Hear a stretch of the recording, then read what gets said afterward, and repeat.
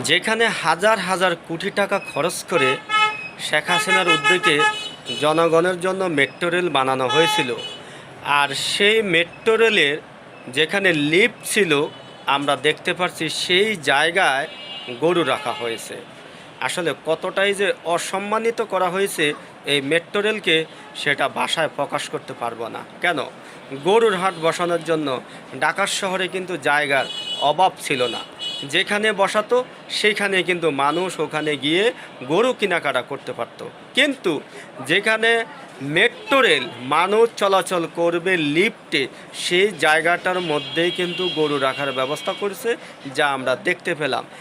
যেখানে হাজার হাজার কোটি টাকা খরচ করে শেখ হাসিনার উদ্যোগে জনগণের জন্য মেট্রো রেল বানানো হয়েছিল, আর সেই মেট্রো রেলের যেখানে লিফট ছিল আমরা দেখতে পাচ্ছি সেই জায়গায় গরু রাখা হয়েছে। আসলে কতটাই যে অসম্মানিত করা হয়েছে এই মেট্রো রেলকে, সেটা ভাষায় প্রকাশ করতে পারবো না। কেন? গরুর হাট বসানোর জন্য ঢাকা শহরে কিন্তু জায়গার অভাব ছিল না। যেখানে বসাতো সেইখানে কিন্তু মানুষ ওখানে গিয়ে গরু কেনাকাটা করতে পারত।